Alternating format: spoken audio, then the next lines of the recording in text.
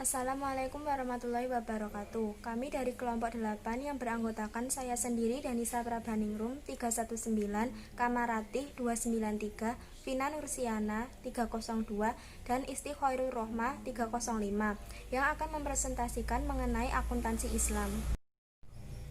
Akuntansi berasal dari kata hasabah hisab, hasibah, muhasabah, dan hisaban. Khusus kata hasabah bentuknya termasuk kata kerja yang menunjukkan adanya interaksi seseorang dengan orang lain. Kata muhasabah secara bahasa berarti menimbang atau mempertimbangkan. Pada perkembangannya terbentuklah ilmu hisab, kadang-kadang disebut dengan ilmu bilangan, yaitu ilmu yang membahas tentang cara menentukan plus dan minusnya suatu bilangan. Al-Isfahani mengartikan kata hisab dengan istikmal al-a'dad atau mempergunakan angka-angka. Kata akuntansi Islam dalam bahasa Arab disebut dengan kata muhasabah. Selain bermakna menghitung dan menimbang, muhasabah juga berarti mengkalkulasikan dan mendata.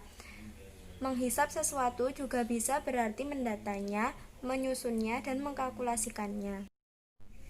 Salah satu ayat akuntansi dalam Al-Quran yaitu terdapat pada Quran Surat Al-Baqarah ayat 282 yang berbunyi sebagai berikut. A'udzubillahi minasyaitonirrajim. Bismillahirrahmanirrahim.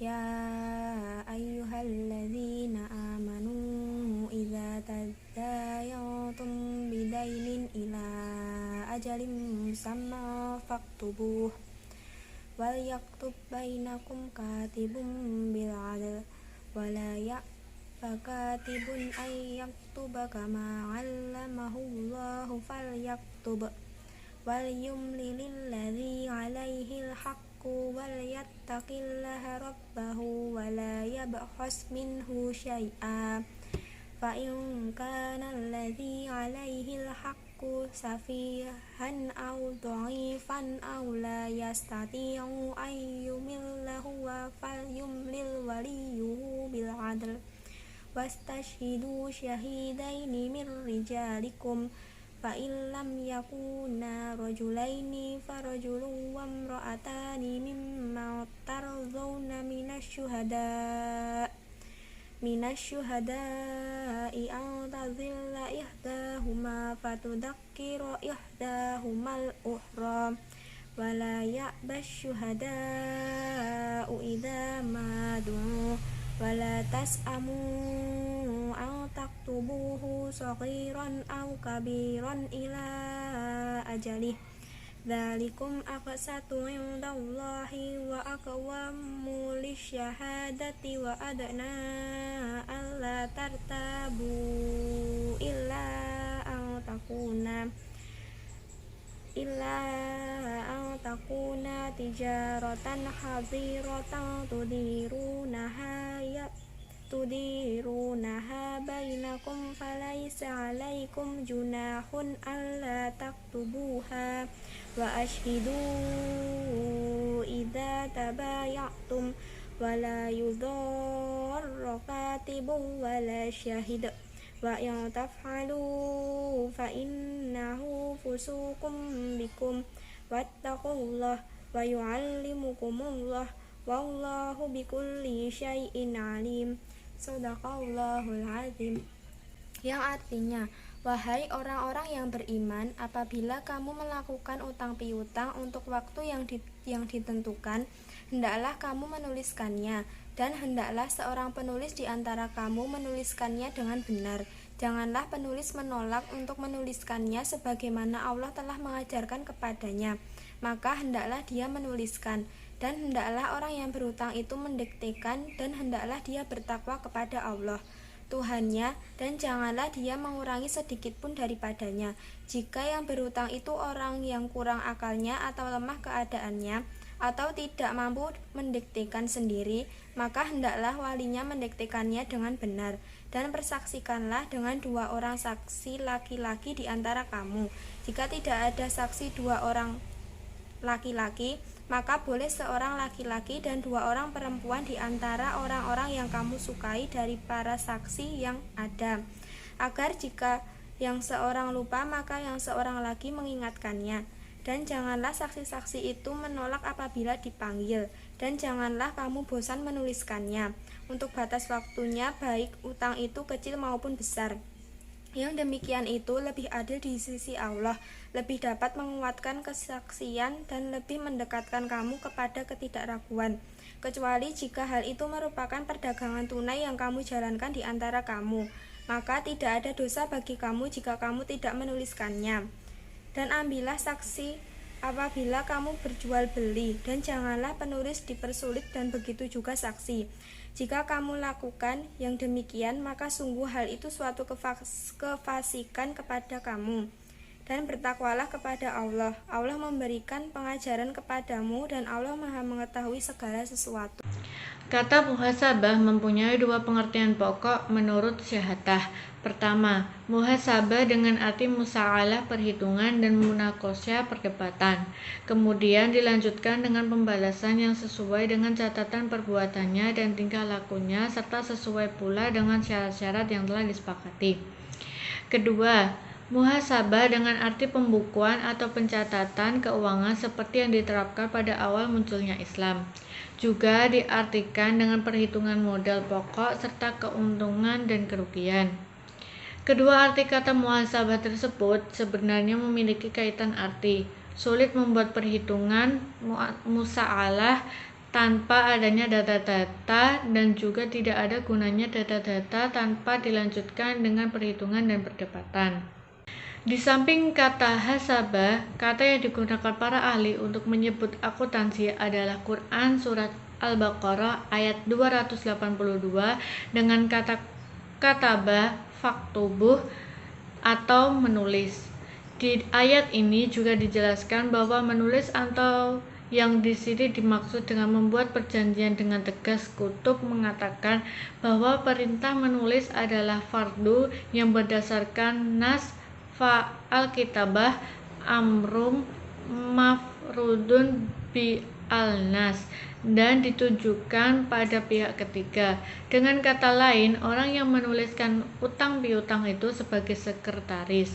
Juru tulis ini diperintahkan menulisnya dengan adil, benar, tidak boleh condong kepada salah satu pihak, dan tidak boleh mengurangi atau menambahkan sesuatu dalam teks yang disepakati itu. Hal ini karena berhubungan dengan amanah dan kehati-hatian.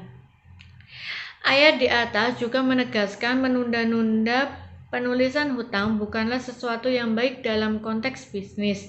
Ungkapan Al-Quran, janganlah penulis enggan menuliskannya sebagaimana yang telah diajarkan Allah, semakin menguatkan agar sekretaris tidak menunda-nunda, enggan, atau merasa keberatan menjalankan tugas tersebut. Implikasi dari ilmu yang diajarkan Allah kepadanya sehingga ia bisa menulis, pada gilirannya akan membuatnya akan bertanggung jawab kepada Allah Subhanahu wa taala. Allah menegaskan bahwa hendaklah orang yang berhutang itu mendiktikan kepada juru tulis mengenai hutang yang diakuinya, berapa jumlahnya, syarat, dan waktunya. Semuanya ini sebenarnya adalah untuk menghindari terjadinya permasalahan di belakang hari, karena sering kali terjadinya pemberian hutang dimaksudkan sebagai media untuk saling tolong-menolong berubah menjadi permusuhan pada saat salah satu pihak melakukan wan prestasi atau pengingkaran terhadap hutang piutangnya.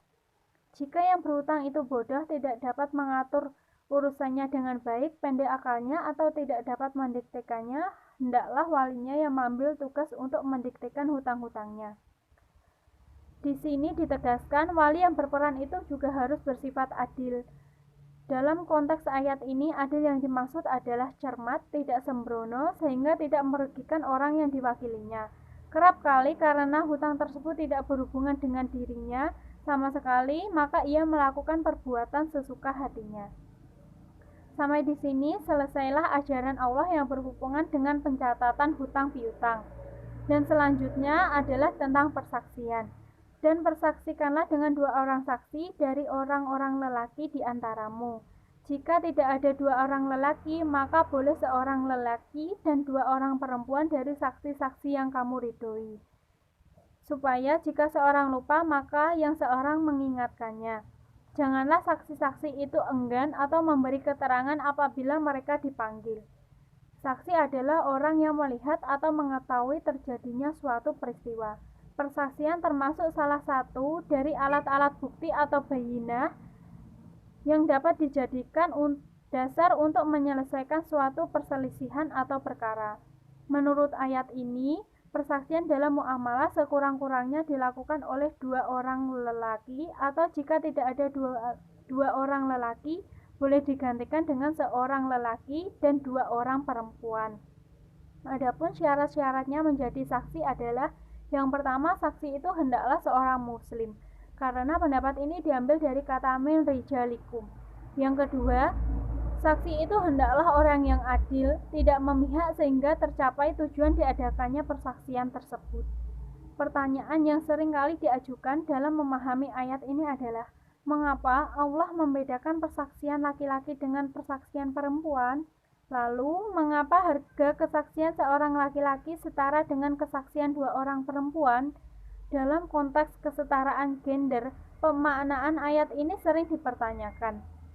Alasan yang sering dikemukakan para ulama adalah laki-laki dan perempuan diciptakan Allah sesuai dengan kelebihan dan kekurangannya masing-masing. Dalam konteks muamalah, yang berperan lebih besar adalah seorang laki-laki. Perhatian perempuan dalam bidang muamalah ini terasa kurang. Jika persaksian itu hanya mengandalkan seorang wanita, dikhawatirkan ia lupa, sehingga tidak bisa memberikan persaksian yang adil. Atas dasar inilah dibutuhkan 1 orang perempuan lagi yang melengkapi persaksian tersebut. Maknaan ayat ini sering dipertanyakan. Alasan yang sering dikemukakan para ulama adalah laki-laki dan perempuan diciptakan Allah sesuai dengan kelebihan dan kekurangannya masing-masing. Dalam konteks muamalah, yang berperan lebih besar adalah seorang laki-laki. Perhatian perempuan dalam bidang muamalah ini terasa kurang. Jika persaksian itu hanya mengandalkan seorang wanita, dikhawatirkan ia lupa, sehingga tidak bisa memberikan persaksian yang adil. Atas dasar inilah dibutuhkan 1 orang perempuan lagi yang melengkapi persaksian tersebut. Selanjutnya, jika pada pangkal ayat Allah berbicara dalam konteks transaksi yang tidak tunai dan karenanya harus ditulis, di bagian akhir ayat Allah berbicara tentang transaksi tunai. Poin dari ayat ini sesungguhnya adalah agar para pihak yang terlibat dalam muamalah secara bersama-sama berkomitmen menegakkan keadilan, menegakkan persaksian agar timbul keyakinan dan saling percaya. Jika dalam transaksi yang tidak tunai diwajibkan untuk menuliskannya, sedangkan dalam transaksi yang tunai kita tidak diwajibkan untuk menuliskannya. Kendati demikian, Allah menganjurkan kita untuk menghadirkan para saksi. Dan hikmah yang dapat kita petik adalah agar terbangun rasa percaya dan terwujudnya kehati-hatian.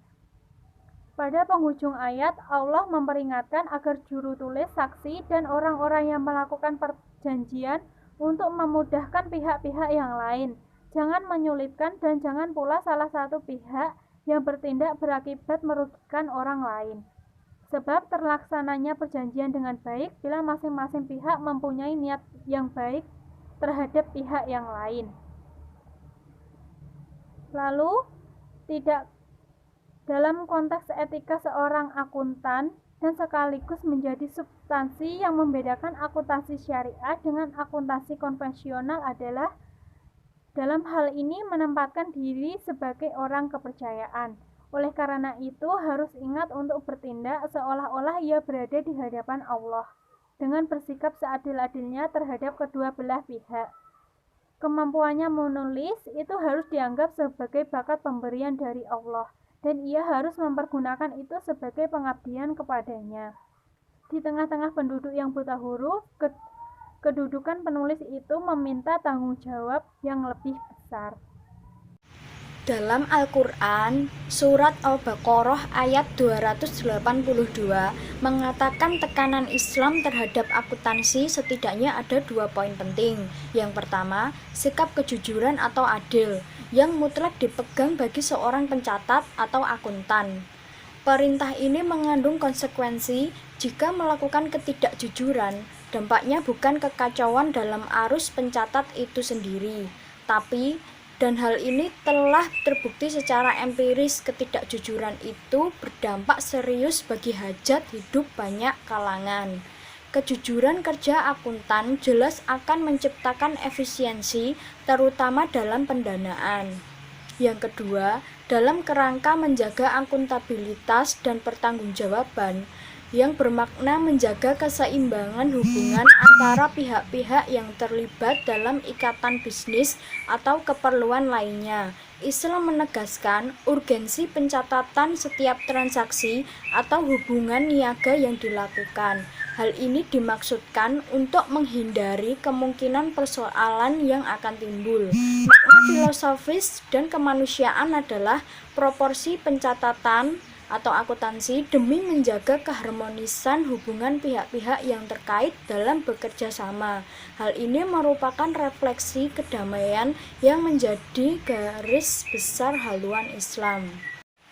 Selanjutnya, ada kontekstualisasi ekonomi. Menurut AICPA atau American Institute of Certified Public Accountant membuat Statement of the Accounting Principle Board nomor 4 yang menetapkan bahwa akuntansi adalah sebuah aktivitas jasa.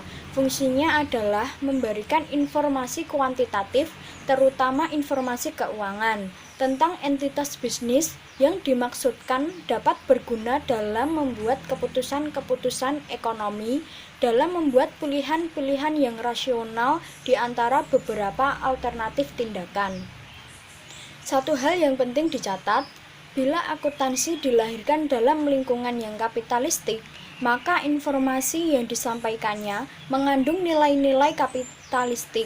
Sebaliknya, jika akuntansi dilahirkan dalam lingkungan syariah, artinya dalam bingkai syariah, maka informasi yang dilahirkannya akan mengandung nilai-nilai syariah yang ujungnya akan bermuara pada kebenaran dan keadilan. Sekian presentasi dari kelompok kami, kurang lebihnya kami mohon maaf. Terima kasih. Wassalamualaikum warahmatullahi wabarakatuh.